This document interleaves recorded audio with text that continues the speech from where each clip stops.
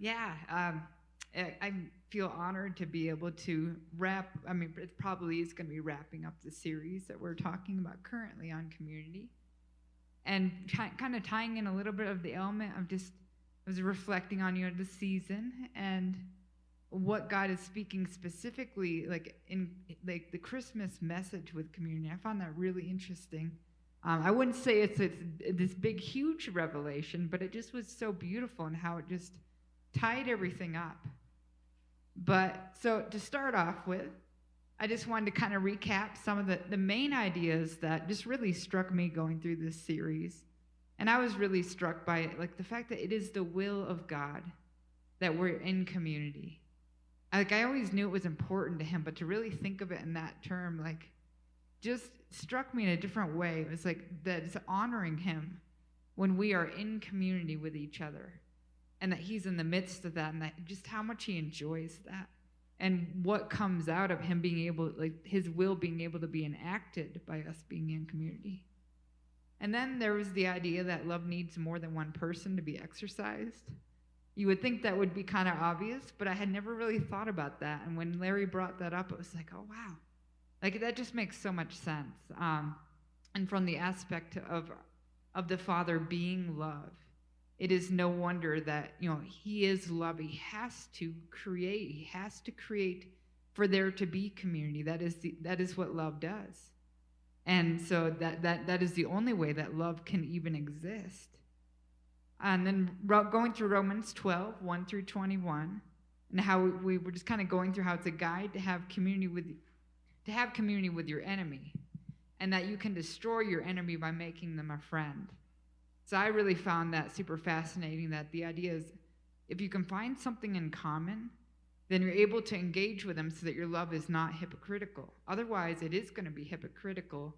You can try as best you can, but until you actually find that commonality, it's going to be tricky for it to be like genuine love.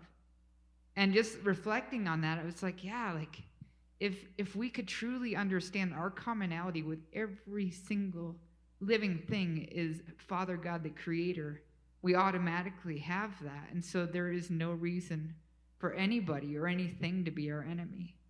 But it comes with a shift in mindset that brings that. And we tend to focus on the differences, hence like a lot of the division within the church. But if it was simply on, wow, we're all just children of God. We're all created from him. There is so much commonality in that. And so then there was out of community, ministry flows. And I thought that is just, I love that. That really is a mindset that I've heard it maybe mentioned a little bit without truly thinking about what we're saying. And then I've never seen it actually done. It always seems to be ministry first. But it really is, yeah, if it really is done out of community, first and foremost, realizing this is the will of God, the other things will flow out of it. And just giving yourself permission to understand like every interaction you have with somebody within community, which is everybody, it doesn't have to look like a certain idea of ministry. You are already operating in the will of God just by smiling at that person, just by showing them that they belong, that they're accepted, they are a part of, and building that community around you. So I loved how we talked about John 17:22 through 23. I have given them the glory that you gave me, that they may be one as we are one, I and them and you and me, so that they may be brought to complete unity. Then the world will know that you sent me and have loved them even as you have loved me. And I thought it was beautiful the way that Larry summed it up. I had to write that down in my notes too, where it's essentially it is practicing love for one another in community makes what we offer the world effective. And that just ties in with, that is how we are effective in ministry, is through our love and community. So then there's unity is the fruit of community. And thinking about that, I found that so interesting. As humans, we really do struggle. This innate sense of trying of thinking of ourselves as an individual And in that sense, it seems to almost be tied with the idea of conditional love, the individuality, the conditional love, and this place of separation from each other and from God, and yet trying to strive for it. But community breaks that cycle. If community is done well, and with that commonality of knowing that we're all children of the Father, it breaks that cycle. It makes people realize that they are included, that they've already always been in and belong. And then that's where the unconditional aspect of love comes in. They're able to learn that through being in that. So communities where children of God grow up to know the Father. That was a statement Larry said as well that I loved. And to withstand the rigors of community, we must be childlike. And I just, yeah, that really struck me, because I've been in different community settings that have really tried really hard to create a family or community atmosphere. But things would happen, an offense would come in.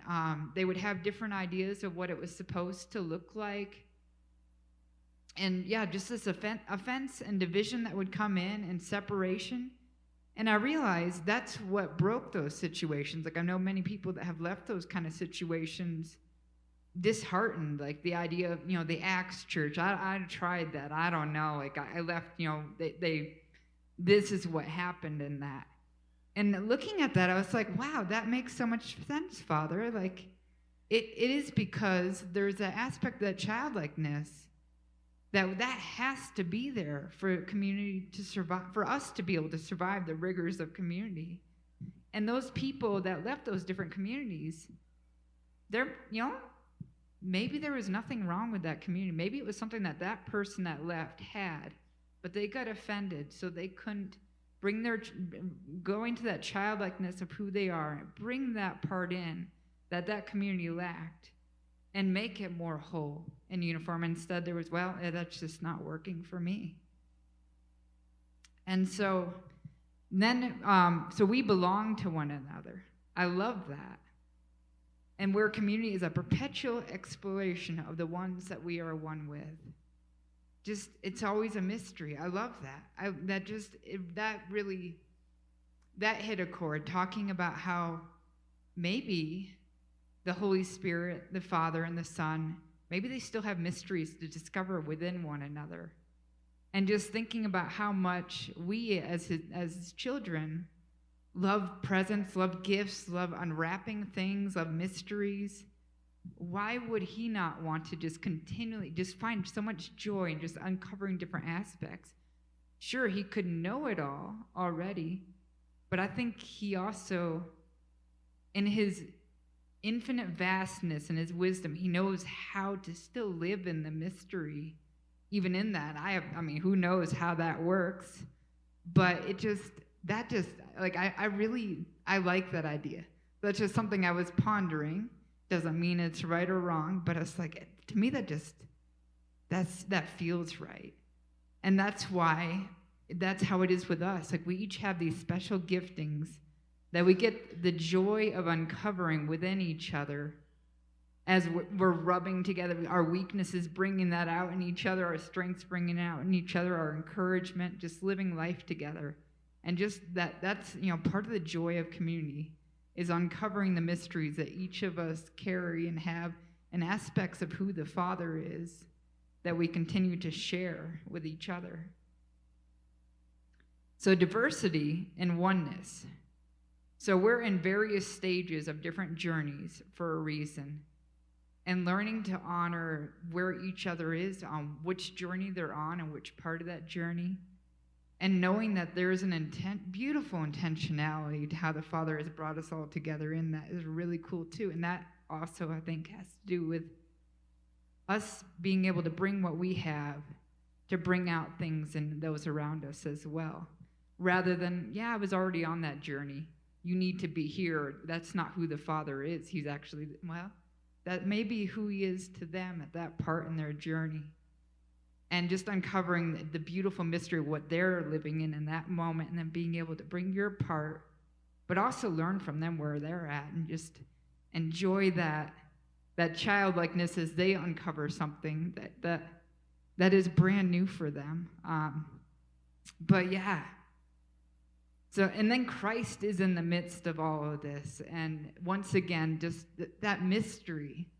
I wonder if he gets a lot of joy from actually, I mean, this sounds really strange. And I don't know, I was just contemplating this in the car earlier today. And I thought, maybe there's an aspect where he's even uncovering aspects of who he is by living it through his children, because he lives in a place of wonder and awe and just wide-eyed, just like a child. Almost in a sense, there are aspects of a child that are in him that I see.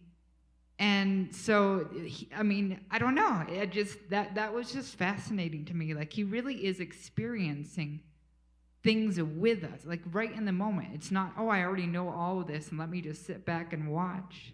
You guys uncover this. I'm actually right. I am, when he said he's in us, and that there's a sense of him putting a different part of him in each of us. And as we come together, just like what is created in that, and the different mixes of different communities that you're in. So if you're in, you bring your part to this community over here, that different mix and that blend of who he is that's coming out in that, and that one over here, and just what that does. And I think he is even just like, oh wow, that is so amazing. Like, I think he can experience possibly in some different way than we can revelation as well. I don't know, but I know that things are new for him. Like, I don't know, but that's not really what I'm going into at this current point. That was just one of those things where experiencing, like, what is it that he's experiencing when he actually is with us and in our midst? And if we can just bring that childlike wonder into that, it could kind of create something different. But so that's just a recap and some of my own little, just what I was taking away from, what I was pondering, what I was thinking about. And then I was like, okay, Lord, but now, like, what part should I bring into this message as we're wrapping this up? Like, I don't feel like there's a lot new that I can bring to this. This is, it has opened my eyes and made me think about community in a whole different way. But then I was like, well, it's Christmas. Like, I can't just avoid the Christmas message. And he said to me, he goes, well, obviously, if my will and my heart is all about community, look for that in the Christmas message. And I thought, well, that would be really interesting. So as I was going through the Christmas message, just kind of, just the statement. So he came to community to reveal community. I think that's something that you said, Larry, at the end of one of your last ones. And that immediately made me think of, when he came and embodied, a baby, he came to community to reveal community. And so he could have come as anything. And I was sitting, I process things verbally, so I'm sitting there talking to Sterling as we're like walking through the Christmas story, thinking about the aspects of community. I was like, so if he could have come as anything, like, isn't that kind of interesting that he came as a baby? And Sterling goes, yeah, he could have come as a Christmas tree. And I just kind of stopped. I was like, yeah, that would not have been the first time he came, into the burning bush. I was like, he could have. So it's like he could have come as anything, but he chose to come as one of us, which there's the aspect of, we are, like, he could have created us to resemble anything, but he created us as what we are because we already reflect him. So it shows we've already been in this community since, we've always been in community. So, but so he was doing that to open our awareness because we have lost that awareness. So he came into what we are to show, hey, we're already one. And now I'm going to take on flesh and blood to show you that I'm a part of this. I am in this community. You are already in this community with me, but you're not aware. He came into a family unit, and he came as a helpless child. And once again, it's like that childlikeness I mean, he came as an infant. And I think in that childlikeness, it really showed, that's how he was able to show, this is how you create community. This is how you live in community. And just doing it all so naturally, just as a child. And growing up, not missing any of the steps, not being a superhuman child, being a child. And so then, like, that was the aspect of his weakness. His weakness reveals the nature of the Father. And just as in community, weakness is not always a bad thing. Larry had mentioned that, and I was pondering that as well. Like, why is it that we feel like we can only bring our strengths and we have to hide our weaknesses? Maybe sometimes those weaknesses are exactly what unifies the body even more, brings out some of the other strengths. Or maybe, by revealing that aspect and that vulnerability, you're allowing yourself the chance to see what that weakness is going to grow into. And it might not be what you think it is. It might not be a weakness. But there's a lot of ways to look at that and just realize weakness might be something that we as humans tend to be a little bit more critical about I don't think it's the way the Father sees things. But yeah, so he came and just in this state that we would call, weakness, vulnerability, can't do anything for himself, to reveal the nature of the Father as just the humility, the love, just the tenderness, so many things of the Father that were revealed by him coming in that state. And then, there's the idea that his family, of all the timing that he could have chosen, he chose when his family is on this journey, when they, they're not even in their own hometown. They have to go to another hometown, a long journey, while his mom is very pregnant, could have him at any point. And then, they can't even find an inn for that night. And it's like, just the intentionality of every aspect of this story, like, you would think, wow, that's really poor timing to have to give birth. But that is exactly when the King of the universe chose to enter in, was when his family was in a very vulnerable place. And it showed to me, like, seeing that, it showed me he was really showing, I'm accessible. I'm not just the child of these parents. I am making myself fully accessible to anybody and everybody. I'm born, like, literally out in the open. I am born in a stable in front of all these animals. The shepherds just came busting in. Like, there was no privacy. It's not it's not his parents' home. And just that extreme vulnerability as well, exposed to the elements, exposed to all sorts of conditions that you wouldn't not necessarily want an infant born into. But yeah, so it just showed, like, wow. He's showing, hey, in this, creating this community, I'm being as fully vulnerable as I possibly can, as fully accessible as I possibly can. I'm going to go through everything possible to show you how accessible I am. He was stripped of all his uncommonality to help us be able to relate to him and see the commonality.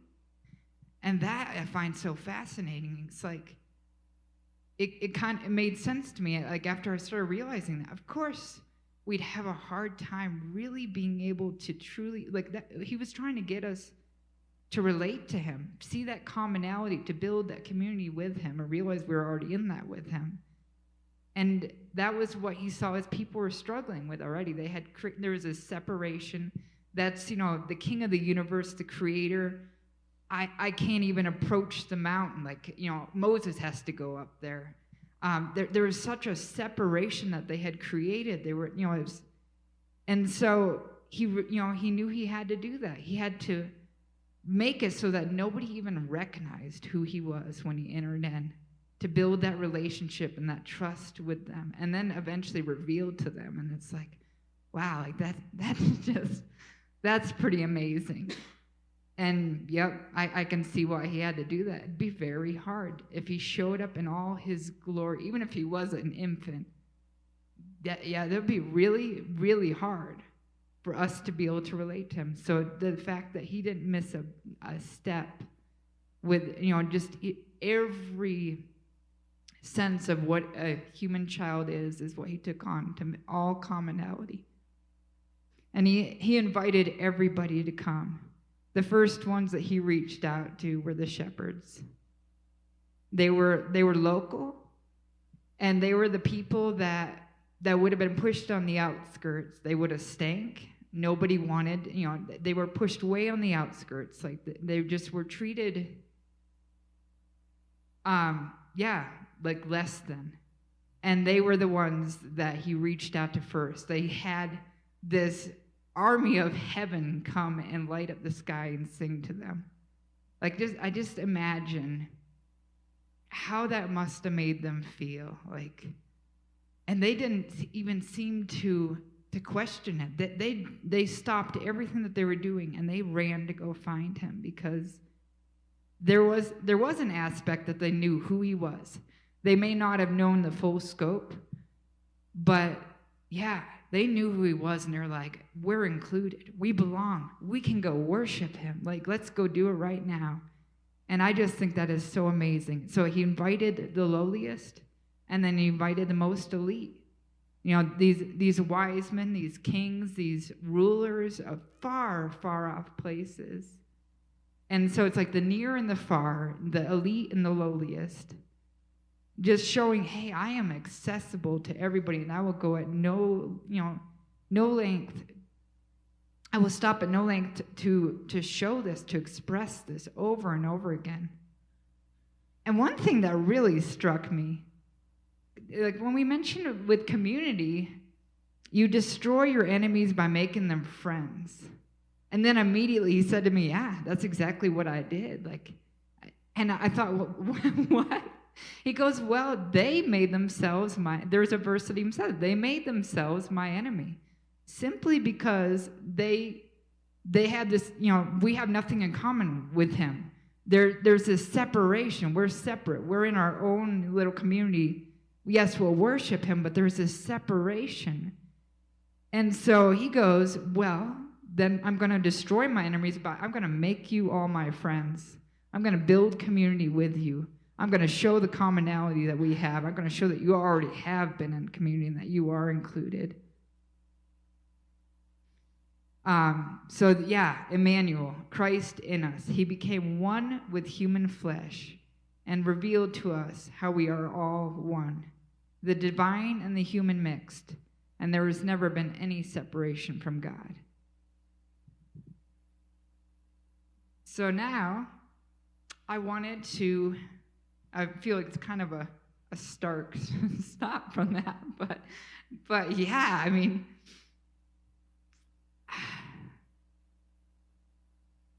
okay, I'm going to go into a different thing then to make it more of a transition. So after like really delving into this and kind of realizing more about how the Father's will is community and how the Christmas message is all about him immersing himself into our midst to invite us into this community, there's an invitation like this holiday season and at all times to really look into the eyes of all of his children and see the commonality just like he did with us, and open our hearts to the oneness that is already there so that we would all be more aware of the oneness that already is. And this is a beautiful challenge to me all season long, just really realizing the depth of what he really did and how much he values community. And then I just have to include this verse. It's your verse, Tim, John 14:20. On that day you will realize that I am in my Father, and you are in me, and I am in you. Emmanuel, God with us. So for the rest of this time, I did have some questions that I wanted to ask you guys in regards to just kind of wrapping up, like, what do we really, like, has your idea of community changed through this series? Your significance of it? And maybe not at all. Maybe you already had certain ideas about it and the value of it. But yeah, so I'd be curious to know. That would be the first question. And then I have a few other questions after that we'll kind of go into, and then we'll take communion together. But yeah, so I'm just gonna, that question again is, has going through this series changed your idea of communion at all, or your significance of it? Yeah, Jessica, I would say, I don't know that it's changed, but it's made me more aware.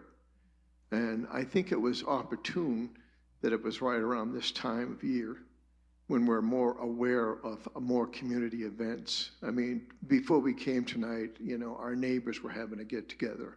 And I met some neighbors that I hadn't met before. And it was just like you felt that community with them immediately. You know, it's a small community, it's a mountain community, but there was closeness there. And people wanting to get together again. You know, we could only be there for about 45 minutes before we left for church. But the family aspect, you know, and I think Joyland being a small church, it has more of a family feel, and thus community, and the closeness that sometimes you don't really have in a large church. We came from a church of 14,000 to a church of about 50, so it was a big difference. And the community within the large church, within New Life, was the small groups. If it wasn't for the small groups, you know, or, you know, you working in certain areas, you really don't get to know all of the community. But even in a large community, you know, or congregation like that, we could have community through the small groups, and that was good. We got to know people that way. So, yeah, I'd say there was certainly more awareness. Some of the scriptures that you might not have related to community, like some that Larry was sharing last week, you know, I'd forgotten about, you know, well, the head, the eye, you know, the arm, you know, and they all contribute to being one body, you know, and they're all an important part, but we might be different in that regard. And that brought something home to me too. So, yeah, it's been good. Thank you. Thank you. Yeah, I was made more aware of how much, like, so many verses and things that are said, like, are referring to it, and just the significance of how much it means to him. I guess I just want to highlight how rich it is that we have this opportunity to have the mic that we do to share our comments, our questions, our perspectives. I just really feel like that's what makes the community so much more full of life and flavorful. And, you know, I'm sharpened when I hear other people share things that I might not have thought of, or it challenges me to look at it differently or look at myself. And I just think that's a beautiful thing that we get to do here that really enhances community. And it's certainly a risk not everyone would take to allow for that, because you never know what's coming out, but because it's a safe place and a place of love, and we've been learning that over the years and having greater revelation of our oneness in the Father and in Jesus and Holy Spirit. I just think it's such a great display of community that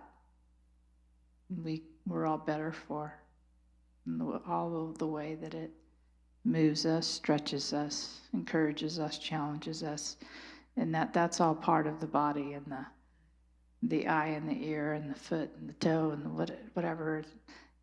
It just makes it so much more full, and it's amazing to be a part of.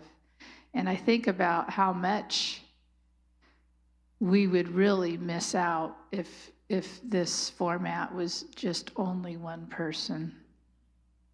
We would really be missing out on so much, because everyone has something to share and to give and to represent, to display. it's just such a great full picture, and I just feel the pleasure of the Father over us in that.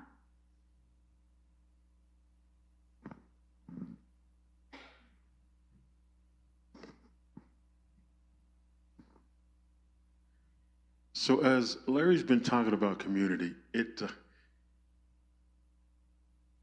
made me think about past communities that I've been in, churches when I was outside, churches when I was on the street, and churches when I was in prison. And it made me remember how connected we were. Not so much with the churches outside, but with the churches inside. And how we had to go through things together. And when we would come to the yard, a lot of us, they had a Christian pod, but before they had the Christian pods, we were spread all over the place. And when we'd go to the yard, we would look for each other. And that's here for me. This is the yard for me. You don't have a weight pile, you don't have a track, you don't have a baseball diamond, but this is the yard. Razor wire. Guy driving around a truck with a gun. Yeah. But we go through things. Mercy, you're going through something right now. And everybody's here for her. Everybody's daddy's in us here with you. And I remember times when, man, I was going through some stuff. And we were the boys. The boys were going through some stuff, and it was scary. It was frightening. Riots. We had a riot in one prison. And Roy had to come, Roy, like you know him, he had to come over and wake me up. That's how deep I was sleeping. Man, we're having a riot, put your boots on. And we huddled together and we prayed. And it was, but yeah, this is the yard.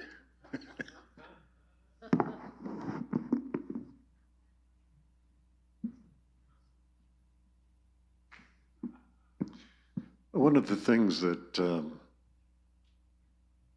I had a hard time with at first was how we were going to have community with Zoomers.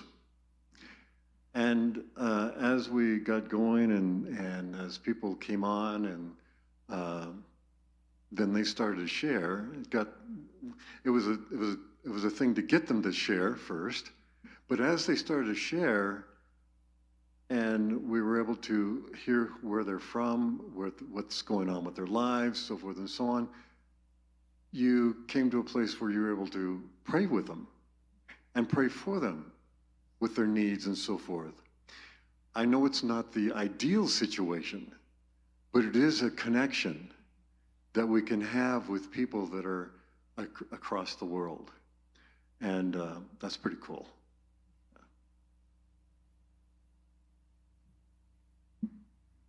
So one of the things that I was thinking about was, it's easy to have community when you're small. And the elders are praying for growth. And it got me thinking, gosh, Lord, can we still have community? And he said, yes. And I felt like what he was showing me was, we will be the people that help the people who come in. In other words, I don't like this term, but forerunner. We have to maintain our vulnerability. We have to maintain and use our giftings. We have to be willing to say, here's Vicki, and this is who I am. Take it or leave it, right? And accept the challenge of that, because everybody in this room, we've had dialogue with people that some people we are in total agreement with. Other people, we might agree 70%. Some of us, it's 20%. But we have community, and I think it's because we believe the best and hope the best and see the best in each other. And so I just want to encourage us that as new people come in, we maintain who we are. And I think they'll feel the freedom of that to become who they are and not have to put on an act, not have to, kind of do a performance thing to get accepted or any of that, but they can come in and just be who they are. And if they come in on a Friday night and they're happy, great. If they come in on a Friday night and they need a shoulder to cry on or they need to vent, none of us are going to be upset about that because we've all had that. And so I just want us to be encouraged by that, because we are believing for 100 people between Zoom and in this room. And so, if that happens, if there's 100 people in this room and there's, 50 more people on Zoom, it's going to look a lot different. But I don't think it has to be different. It's just going to look different. And so that's the challenge to us, to stay in community, is for us to stay pliable and vulnerable and willing to be who we are in the midst of change. And so I think that's going to be very interesting to watch. Yeah, I love that. I was kind of reflecting back to when I first came here, and I had struggled with connecting with previous communities. But that was actually what really did draw me out and made me feel like I belonged right away, was that vulnerability, that immediate, accessibility and vulnerability and this openness in the room. And so I can vouch for that. And I've seen other people, brand new people, that come in and they'll say, man, I've never done this before, and then they'll come up and they'll share something or they'll sing a song, and it's like, yeah, there is something to that. We do carry that very well. We may not see those people stay, but I know it impacted them.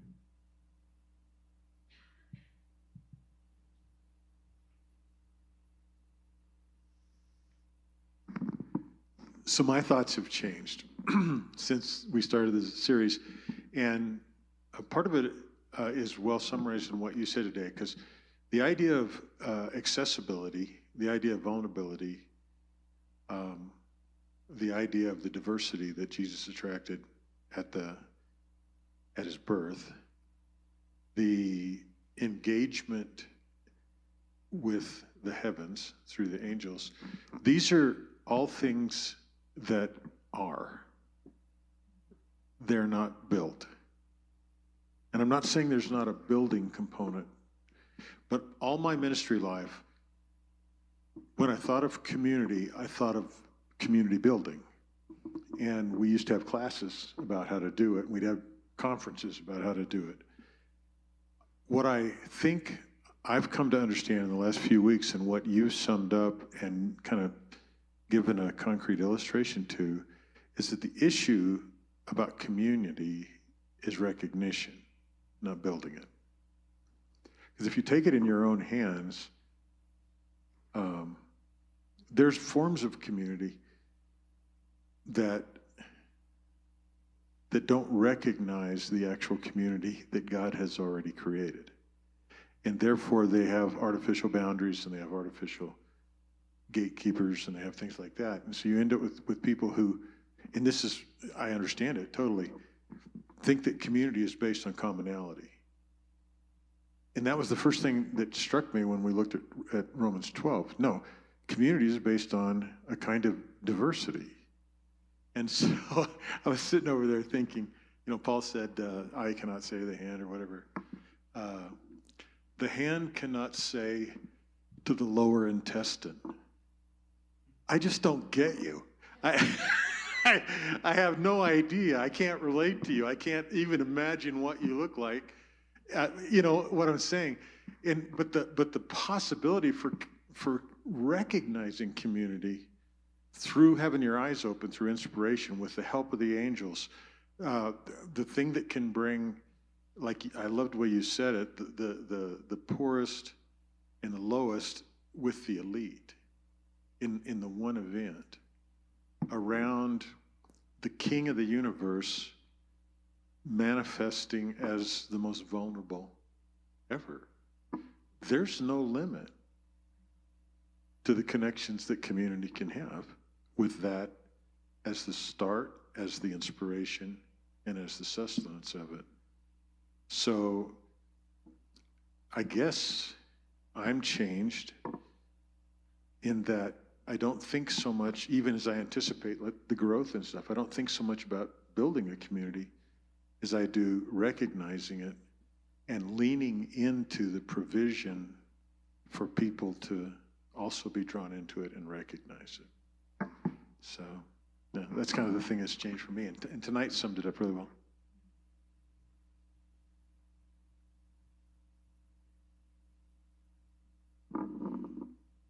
I'm going to witness basically what I have experienced. And, you know, my dad was Navy. I was a Navy wife for 20 years. So I have been in many different places, even with big ministries. I was attending Bethel Church in Redding, California before I moved here. And 2.5 years ago, when I ended up with that diagnosis that I've been walking through, God said, there's no better time to deal with this than now. And I would not have had the experience that I had any other place that I've ever lived. And that's a testimony to you guys.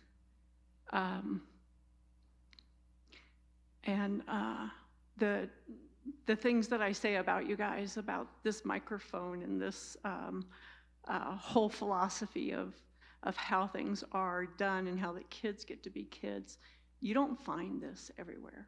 And I've been everywhere. And even last week, I don't know if anybody got to meet Elizabeth last week. That is the lady that has been coming over to my house for the last 2.5 years to clean my bathroom every week for me and take care of me. So she has heard about you guys. And I'm like, I have a meeting at work. I don't think I'm going to be able to make it. And she still came, right? Because your reputation precedes you. And so there are so many things that you guys have dialed in that though you are small, you are mighty. Because I've been around mighty communities all over the place. I used to live a couple miles from CBN and the 700 Club. All these big ministries and things like that. And the connection that is here and the care and the love and the generosity of heart is not something you find everywhere.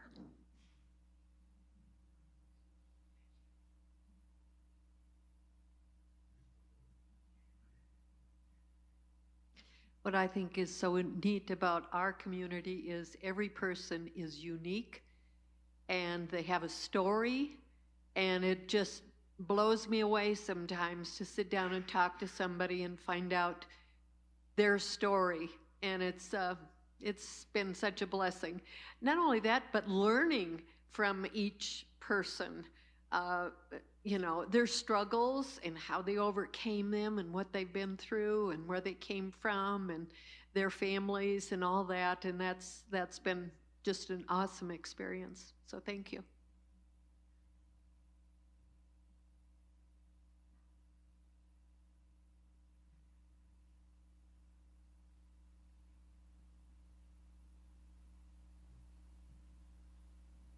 Hi.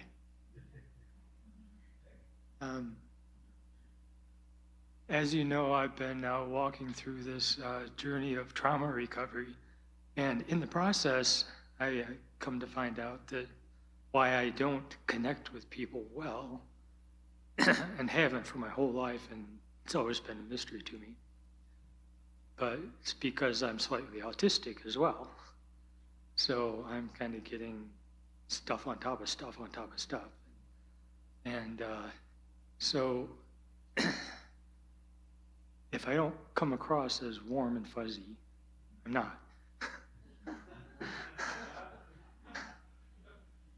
I'm a little prickly, a little unused to people, and not real sure how to figure you guys out. So,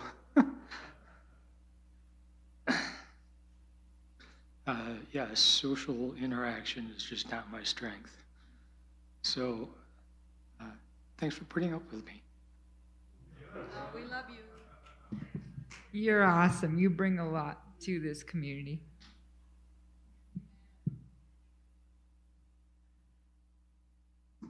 I just have to say, I'm so glad you keep coming, Tim, because you could have just,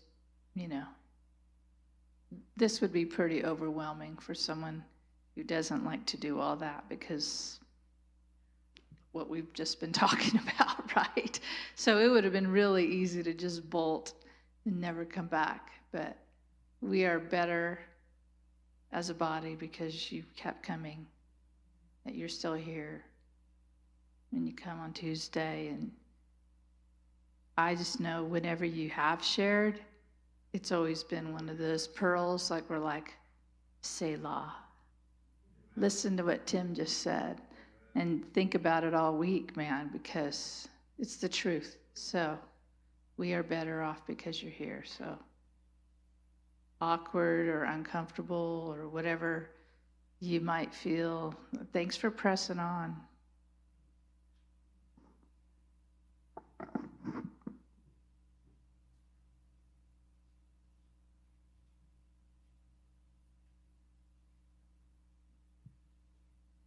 Well, you guys were awesome. I didn't even have to ask my other questions because you pretty much went into all of that, which was so cool. That's,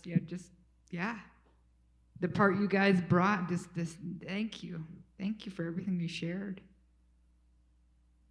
So yeah, if there is nobody else on Zoom or in the room that wants to share, we'll go ahead and do communion, and we can have the kids come out for that even too.